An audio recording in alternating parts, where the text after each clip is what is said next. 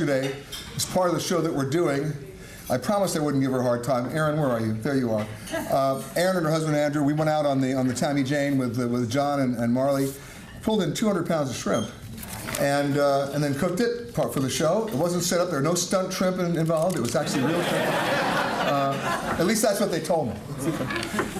What I thought I'd do today is give you an overview, if I can, of what's going on in the travel industry around the world, because it really is news. It's front page news, and then how it affects you, what you're doing right, what you're doing wrong, even if it's best intentioned, and then what you can do about it. First, let's start with the good news. Believe it or not, and you know this because you live it, travel is back, big time. It's the one industry that's the most resilient in the world. In fact, it is the largest industry in the world. People don't realize that. It's 1 out of every 10 jobs. It's almost 10% of global GDP. And yet most people, when they think the word travel, they think vacation. They couldn't be more wrong. It is front page news, and that's what we cover.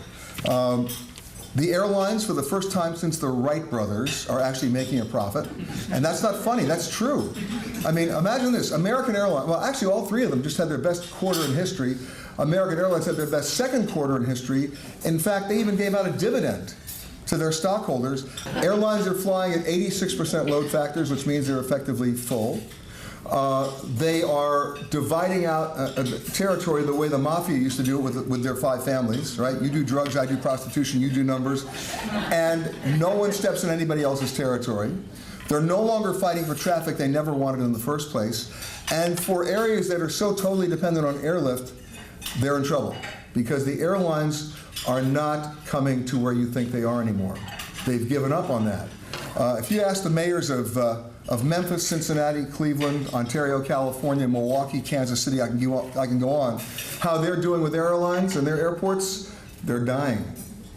They're either losing service or they've lost it entirely. And there's nobody stepping up to fill that in. So for our friends from the Savannah Airport, which is a great airport, by the way, don't we love the Savannah Airport? Come on.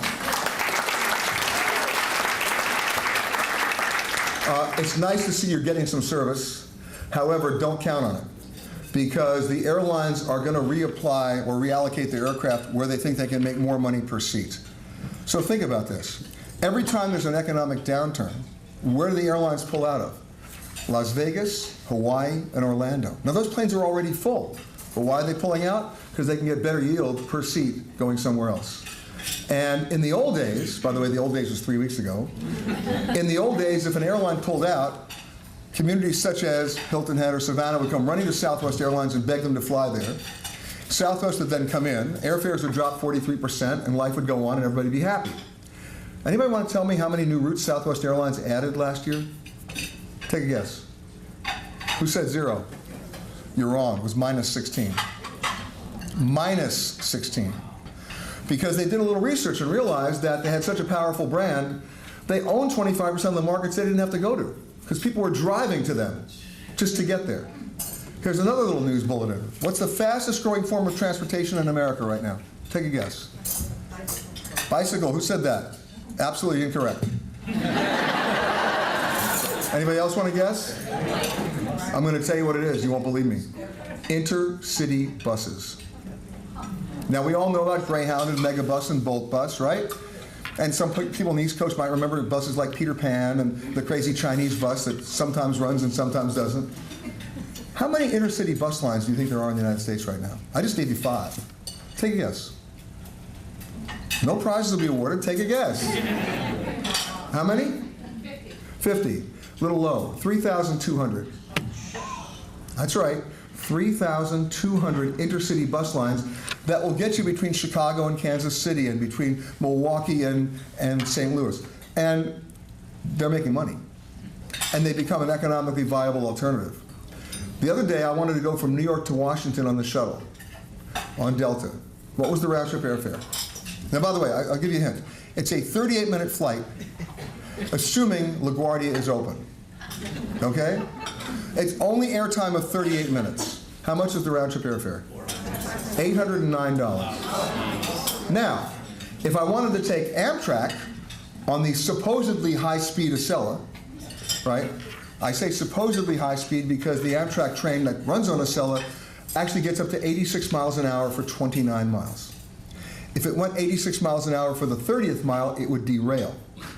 Because Amtrak doesn't own the tracks, they're owned by the freight lines, and that's why Amtrak can't even perform an on-time performance schedule, because they're always pulling over to a siding to let some 100-car freight train come lumbering on through. So, the Acela, high speed, was $370. Okay?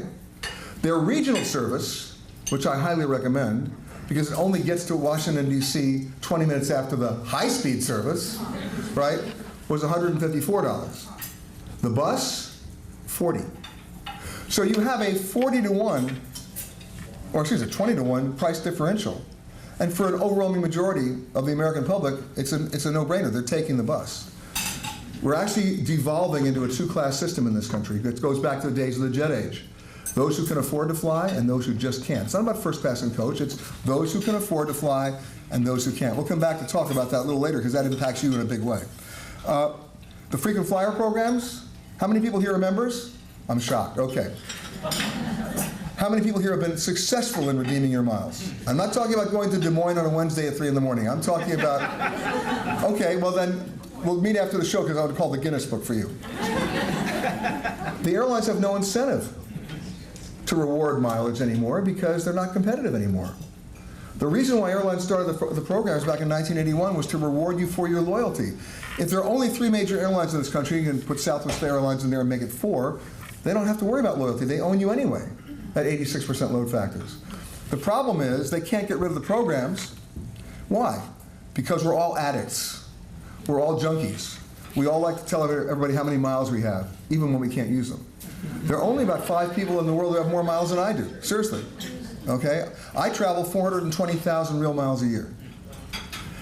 You asked me to give you my schedule, so you want me to tell them? Okay. 10 days ago, I was in Malta. Then I went back to New York for CBS. I turned around and went to Morocco. Then I turned around and came back to CBS. Then I went to Bermuda, then to Monroe, Wisconsin. From Monroe, Wisconsin, last Thursday night, I went to Ecuador. Was back from Ecuador to New York on Saturday, where I went to be a volunteer fireman, and yesterday I came here. All right? Look at all those miles I accrued that I can't use. You see, the airlines actually make more money on their frequent flyer programs than they make as airlines. I'm not making that up. Because the airlines actually sell those miles at 1.4 cents a mile to their marketing partners, of which they have a few thousand, including all the banks in which you have your credit cards and affiliated with those programs, knowing full well that the redemption rates they'll keep below 8%. So mafia loan sharks don't have that kind of rate of return. Think about it, right? They know when they print the currency that only 8% of it will ever be redeemed. That's a 92% ROI. Yikes. All right? And it keeps going because we are still addicted. That's why, by the way, you get all those solicitation letters now asking you to redeem your miles from magazine subscriptions. How many of you got those?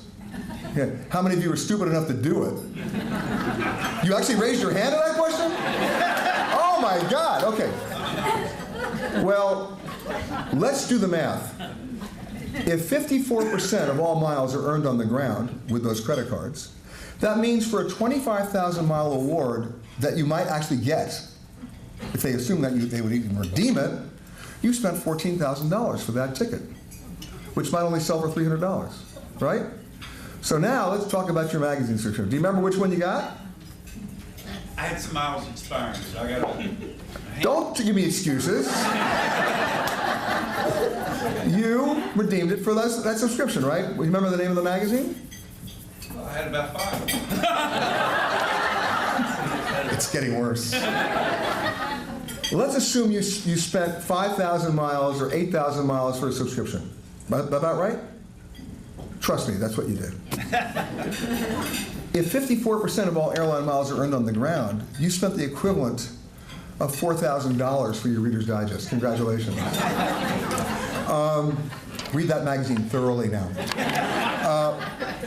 The point is, it's not getting better out there in the airline business. In fact, some airlines might even adapt the memo, or actually the motto, right? We're in a world of branding, right? Most airlines that I know these days, you know what their motto is? We're not happy until you're not happy. You can actually see the ad, can't you? You can, right. And some airlines, like Spirit, are actually proud of that. Right? There's even, and we talked about this on CBS 2 weeks ago, on the drawing boards right now, I'm not making this up, there are diagrams and basically schematics for standing room only seats. What? You hear that? Standing room only seats. That's right, they're going to try to market those. And no, it's, hey, like you're driving the Madison Avenue bus, just hold on. You know. Because they know right now they're in the driver's seat. Nobody's filling that void, and it's not going to get easier. Now, it is true, and it is good news, that last year 1.2 billion people crossed the international border. That's how much travels back. 1.2, and it'll go up another million this year. And it's going to keep going and going and going. And that's great, because for the first time in 10 years, a lot of them are coming here. Right? Thanks to Brand USA and that partnership. I know that you guys have been involved in that. I'm involved in that as well. The first time the United States actually marketed themselves or branded themselves overseas to a population that felt for 10 years we were unwelcoming, inhospitable, and closed. And in the Obama administration, they looked at these visa wait times of 180 days for anybody trying to come to the United States. You try waiting for 180 days when you want to travel. We've been spoiled in this country. At 180 days, people just gave up. They would, either business or leisure travelers wouldn't come. In China, Brazil, Russia, and India right now, U.S. consulates are reporting waiting times of 2 days. They shaved it from 180 days to 2. They're coming. And they're spending money. A lot of it. The average Chinese visitor to the United States, you know what they spend in a week? $7,000. That's right, $7,000. A couple of weeks ago, by the way, the Chinese are spending that everywhere they go. A couple of weeks ago, the guys in France wanted to show me the new terminal at Charles de Gaulle. And one of the things they wanted to show me was the largest duty-free store in Europe. Okay, I tried to contain my excitement, but I saw it anyway. And yet, I saw something in that store that was amazing to me. They said, oh, look, you see in the corner there behind the glass doors? That's our wine store. I said, who's buying wine at an airport? Well, I went inside this little wine store, opened the door. The cheapest bottle of wine was $1,200. And they were selling out. Who was buying it? The Chinese. And in fact, they don't just buy the wine stores, they bought the wineries. They bought 40 wineries in France in the last 2 years. So they all want to come here. Why? It's not about the North American market. We get hung up on that. It's the North American media. When I go on CBS, I get emails or phone calls within 25 to 30 minutes from all over the world saying, oh, I saw that piece. I'm like, you were watching? Because over there it's 5 in the morning, or it's 4 in the afternoon. And, you know, viewing habits are interesting. But when it comes to travel, people stop what they're doing. There are 3 areas in the news reporting business that transcend all the demos. They are health and wellness, finance, and travel. They transcend politics, education, gender, sexual preference. It doesn't matter, because you've got everybody's self-interest. So if you can combine those 3, which, by the way, what health and wellness tourism is, isn't it, all 3? It's a home run. And that's one of the growing waves, health and wellness tourism. Not medical tourism, health and wellness. People maintaining, preventing, and taking care of themselves.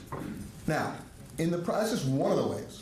But in the process of doing that, how many people here are in advertising? Anybody? Okay, I'll speak more slowly. No, just kidding. But you make a classic error. And the classic error that you make is you get hung up on 2 words when it comes to travel. And those 2 words, every time I hear it, I get angry. You ready for the 2 words? Younger demo.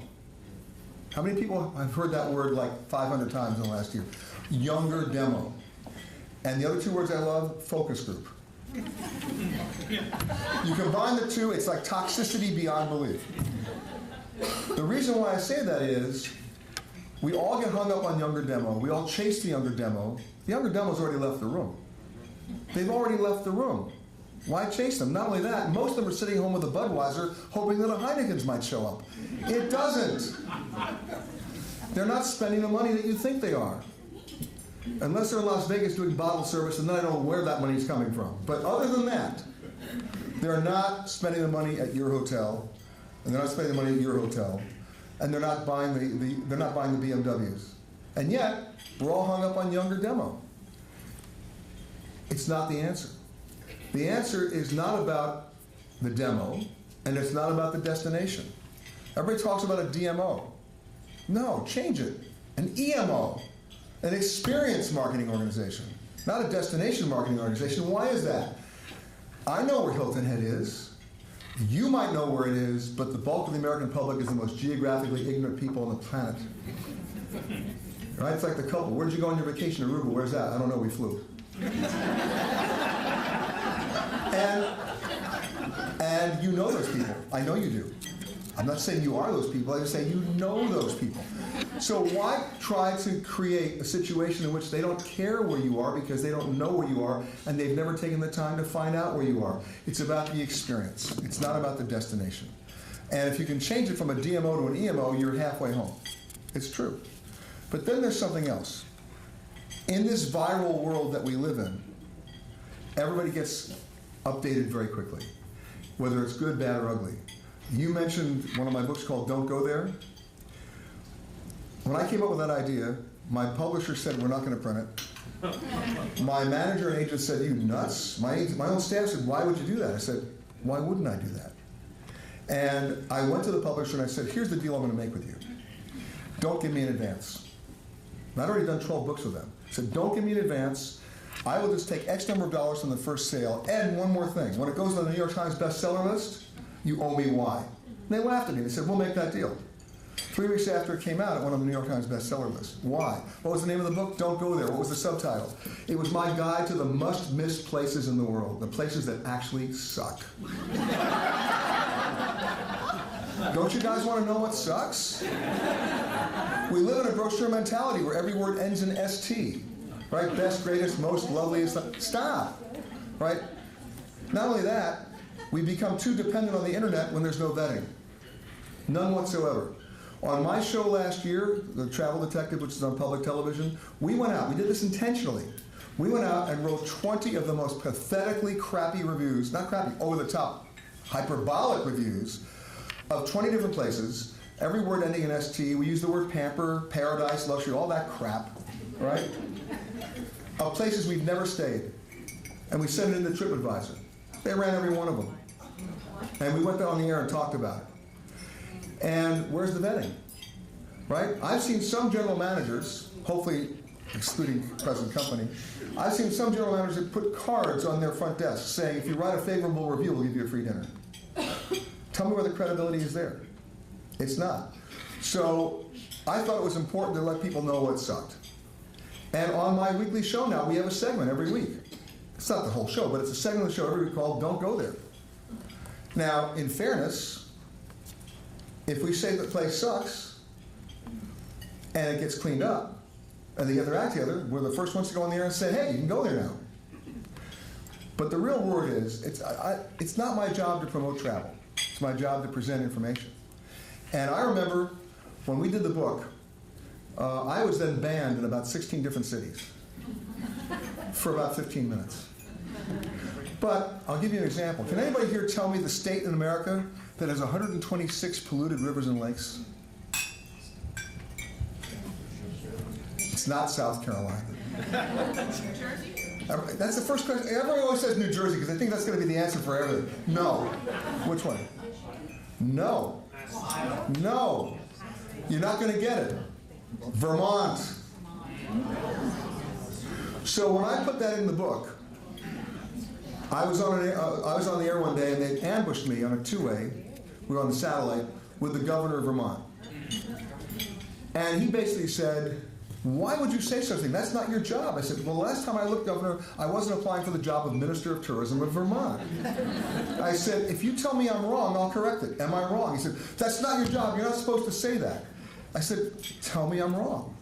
Listen, I'm not telling anybody not to go to Vermont. I'm not telling them not to get their Ben & Jerry's. But I am telling them that before they jump in Lake Champlain, they might want to read my book.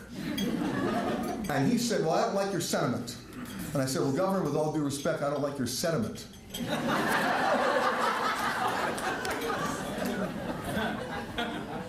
And I had a similar experience in this state when I talked about the crime rate in this book in North Charleston, South Carolina.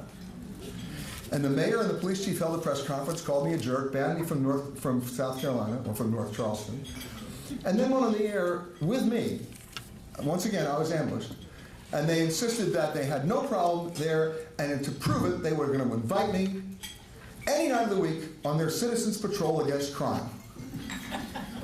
And I said, well, you know, let me see if I get this. You have a Citizens Patrol Against Crime because, wait a minute, wait for it, you've got crime! The bottom line is people want information, they want credible information, they want vetted information, and they don't want to be promoted. They don't want to be steered. They don't want an infomercial. They don't want the last letters of the words always to be ST. And then they want something else. They want some transparency in billing and in rates. And for the hoteliers here today, yes, you, I have a few things to say, okay? The guys who run revenue managing, the revenue managers of your hotel need to be sent to Siberia for re-education. And I'm going to tell you why. Everybody in this room goes shopping, we know what a bottle of water costs. We are sick and tired of nickel and diming. Not just you, everybody in the industry. And, you know, and we're sick and tired of the Darth Vader mini bars. Now, let me tell you what a Darth Vader mini bar is. It's the one when you actually approach the door and goes, step away from the Diet Coke.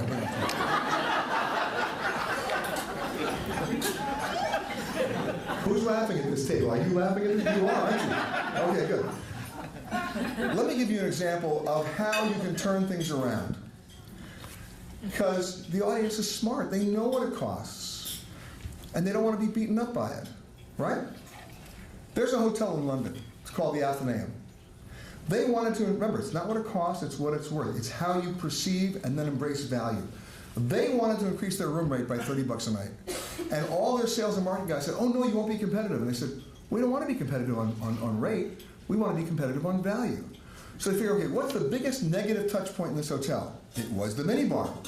So they did the unthinkable. They threw them all out and replaced them with, let's go back to the future, refrigerators. Wow, what a concept. And in those refrigerators, they put in every cookie, candy, fruit, soft drink, soda, anything non-alcoholic, but anything you could imagine. They jammed it all in there, made it free.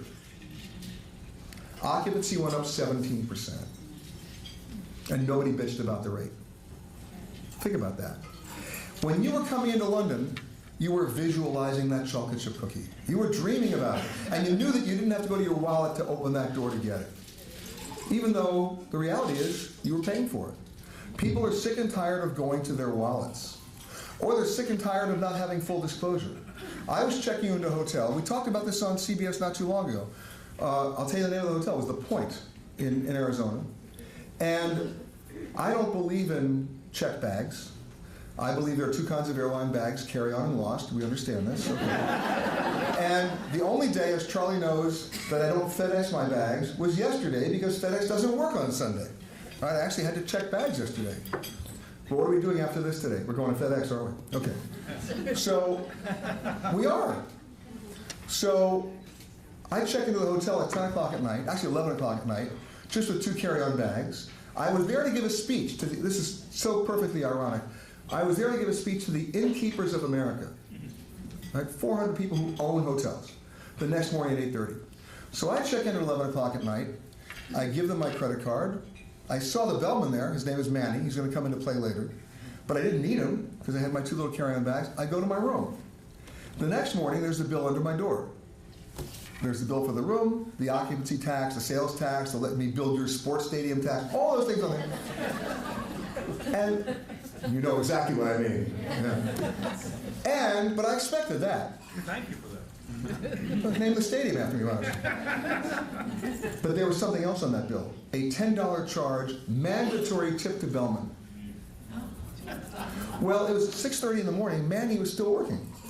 So I called him downstairs. Excuse me, Manny, what's that? He goes, oh, I know. I said, do me a favor. Just tell me, do you at least get that money?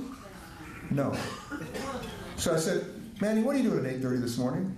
He said, you're my guest at the speech. And tell your general manager to show up. So I told that story at the speech to 400 hotel owners who hadn't seen their bill yet because they were still staying there. It turned into a revival meeting. And all of a sudden there's waving in the back of the room, and it's the hotel general manager saying, "I'll take it off your bill." I said, you gotta take it off everybody's bill. He says, "Oh, I can't do that." I said, "No problem, please leave it on my bill, I insist." And the next day, on the Today Show, I stood up and showed everybody the bill. The point is, what do you gain from nickel and diming your customers? They may not ever fill it out on a guest comment form, but they'll tell everybody else. And I have the form to do that. Now, I'm the first person to tell you, I didn't bitch about the 30% raise or the $30 rate raise at the Athenaeum. I just didn't want to go to my wallet every 5 minutes. Here's what you guys can do. See, it's not just all bad news. You ready? Ready for the good news? Think about this. What's the one symbol in the travel industry that when you see it, you know it's not good news? It's the asterisk. I'm going to wait for it. Right? All these all-inclusive resorts, really? And then there's an asterisk? Then it tells you all the things that are not included. Why doesn't Hilton Head become the first asterisk-free location in America? You know how much you'd move the needle? But you're not. No, you're not. You would move the needle. And raise your rates. No one's going to bitch because they're sick and tired of going to their wallet. Now, they're going to go to their wallet, but the point is, why rub it in? And you know what? Anybody who does that, I've seen it. I've seen it in Mexico, in Cancun. There's truly an all-inclusive resort there that is unbelievably, there's no asterisk. I kept looking for it. I couldn't find it. Everything is included, including your long-distance telephone calls anywhere in the world, all your alcohol, all your food, all your water sports, even your motorized water sports. If you want to go water skiing 24/7, go knock yourself out. The point is, their occupancy is 100%. 100%. And you know what they're getting a night for the room? $495 a night. And nobody's complaining because they value the experience. So my suggestion to your chief of Minimart. By the way, do you have a chief of Minimart? I do not. I have a nice refrigerator there. Okay, good. But you know what I'm talking about, right? I'm not just busting you, because I have other people I can talk to at this table. Butler still has a mini bar. Okay, fine. What was that? Okay. Okay. But I love this. People are going to stand up and confess. I love it. But in all seriousness, it's not what it costs, it's what it's worth, and it's about value. But the average airfare that their citizens who lived there paid to go anywhere was over $500. It's ridiculous. So what did they do? Well, the first of all, they went running to Southwest Airlines. They didn't do anything for them. So then they came up with a program, which is a brilliant program. It was a private-public partnership. It's happened in Missouri, it's happened in Kansas, it's happened in Biloxi, it's happened in Pensacola, where they went to an airline. In one case it was AirTran, and the ironic thing, of course, is now who owns AirTran, Southwest. But they went to an airline and said, we're going to make you an offer you will never refuse. We've already committed $3, $4, $5, or $6 million into an escrow account. We are committing all of our state employees and corporate employees to buy tickets on your airline only.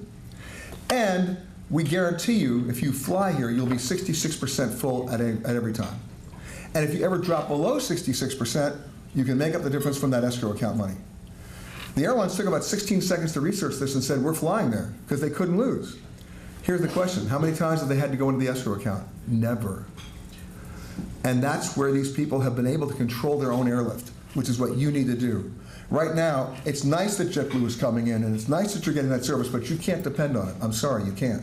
You need to insure it, and you insure it by working with the state to come up with that state and private partnership to make sure the airlift continues. Because if you take a look at those cities where airlift has dropped, and I mentioned some of them already, Cincinnati used to have 900 departures a day. They're now down to 170. Memphis has lost 65% of their traffic. In Ontario, California, it's not just the airlift that's gone, it's the concessionaires and the local businesses. The airport, you can go bowling in. They have maybe 12 flights a day. They used to have 120. So don't wait for this to happen to you, because the airlines are looking at other countries and other economic people to set the table. And let's face it, you would too if you were an airline. We haven't had a new airport in this country in nearly 20 years. Can somebody name the last new airport in this country?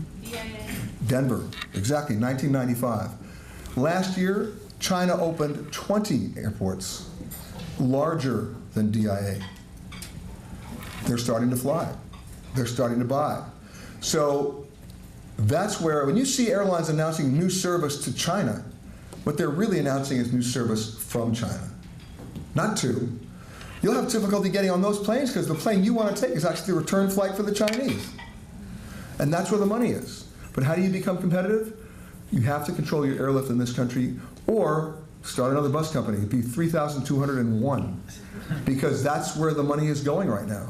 And it's not about the demographics, and it's not about the younger demo. It's about just common sense, you know, and understanding at the same time that travel has been and will continue to be front page news. At CBS, and I know the guys from Channel 11, where are you guys? There they are. And there he is, I see him over there, our affiliate. We made a decision a couple of years ago. And for those of you who remember, I was at NBC for about 14 years on the Today Show. And when I went to CBS, we were the number 3 in the morning. By the way, we're still number 3, except for one slight difference. We have a smarter audience. We have a better educated audience. We have a much more affluent audience. And we have an audience that actually likes news. We are now, I can tell you right now, a Kardashian-free zone.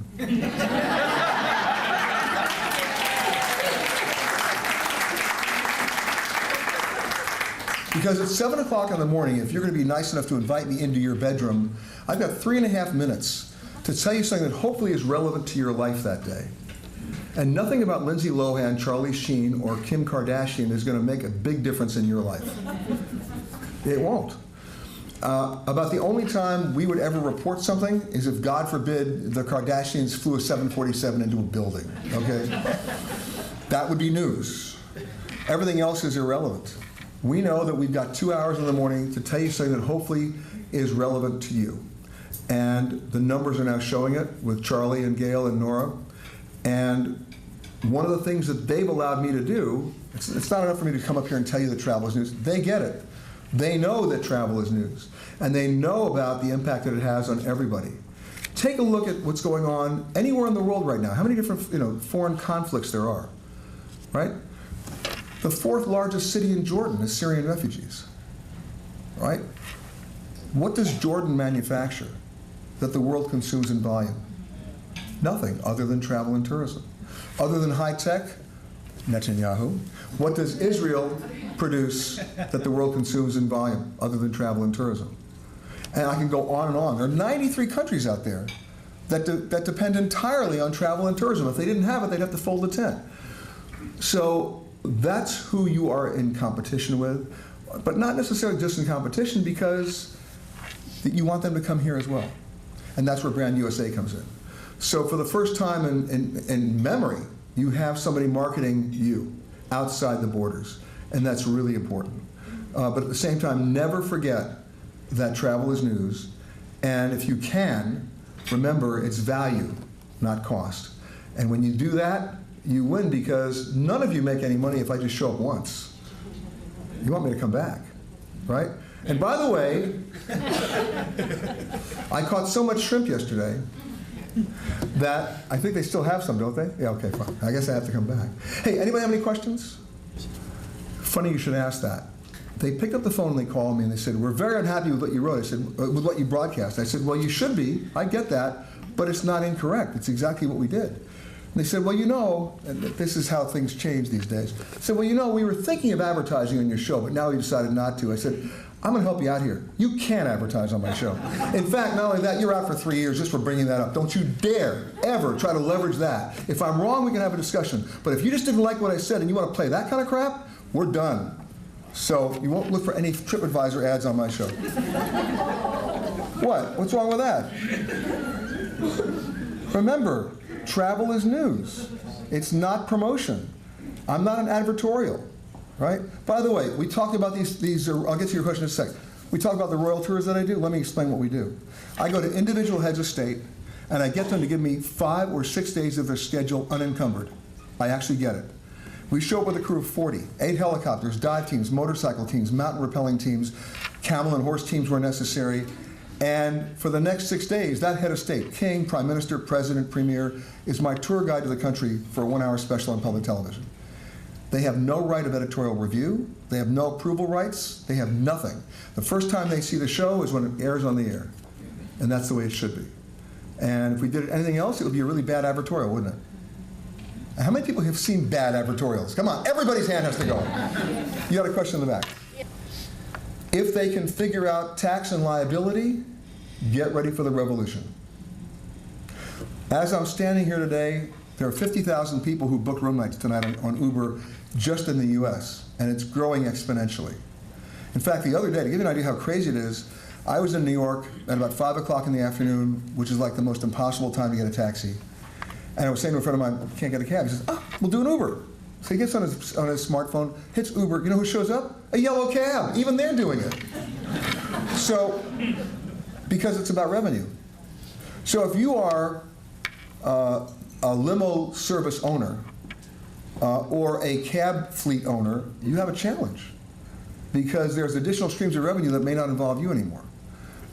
Once again, though, you have to deal with tax liability and insurance. How about the guys at MIT in Boston who were driving through the airport one day at Logan and saw thousands of cars parked in the parking lot and said, well, that's an unused asset. Let's do a deal where if you want a car when you get to Boston, they'll take your car, right? Well, you know that the rental car companies and the state attorney general went nuts, right? Because they were not licensed. It's only a matter of time.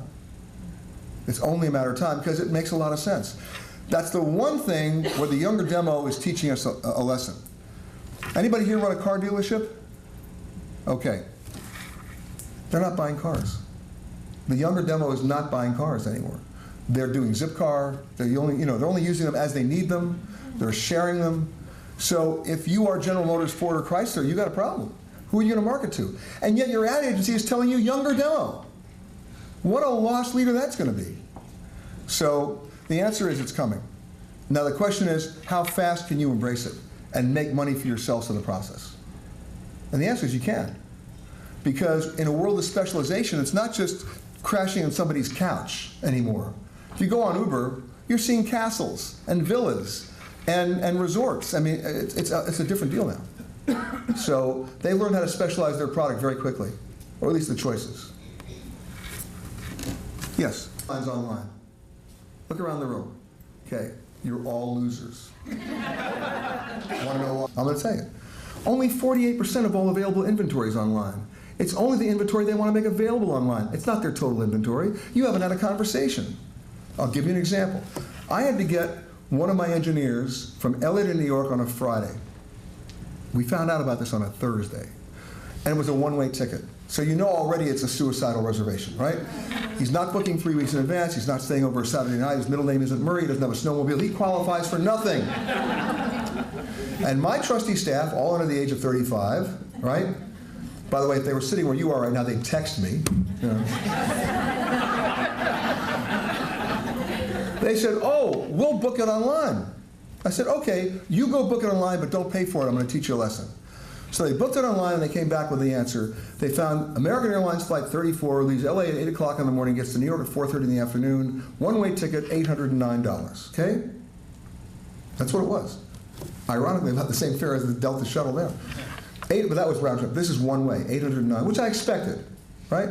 So I said, okay, now we're going to take a little walk. Let's go in the conference room. Let's get on the speakerphone. I'm not going to use my double secret handshake phone number that I have for American Airlines.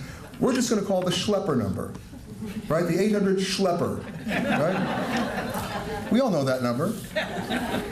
And we waited, and finally a woman answered the phone. You know, American Airlines can help you. I said, yes. What have you got going from LA to New York tomorrow around 8 o'clock in the morning? Try to help her out.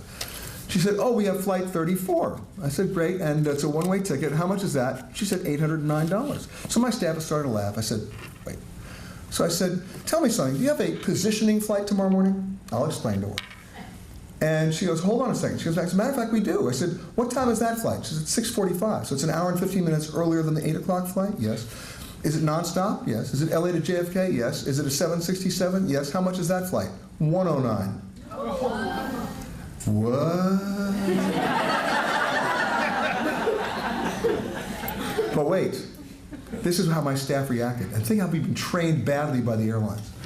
So But I said, great, we'll take it. But I said, wait a minute, they're going to charge you $30 to talk to a human being. I said, you schmucks, I just saved you $670 by having a conversation. And in the hotel business, darling, you know where I'm going on this one. Any hotel that tells you you can't get a lower rate than you can get on their website is not exactly telling the truth. You know why?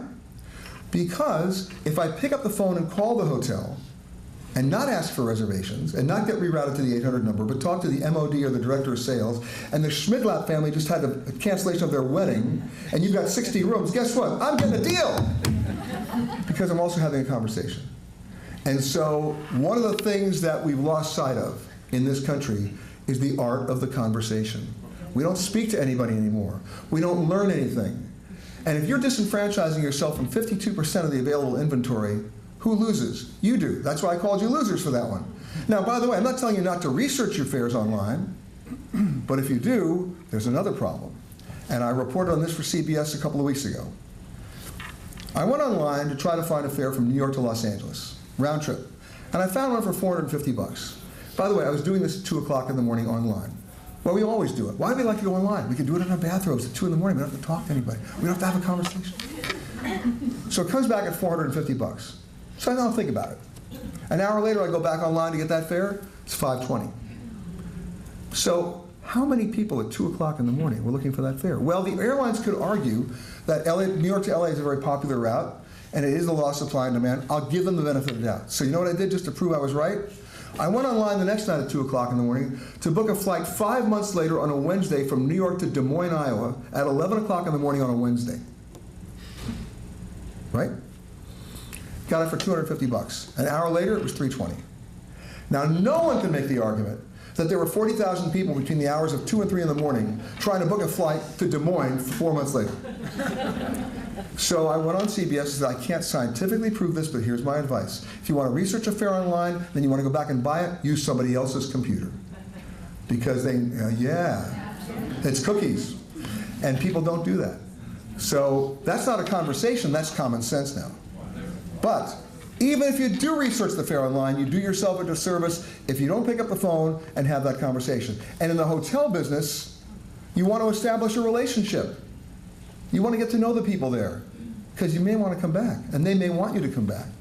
And that's the way to do it. And people don't do that. So that's my parting advice to you, is to don't get seduced by the internet to the point where you lose common sense and you lose the conversation. And on that note, I thank you for having the conversation. Oh, wait. Yes.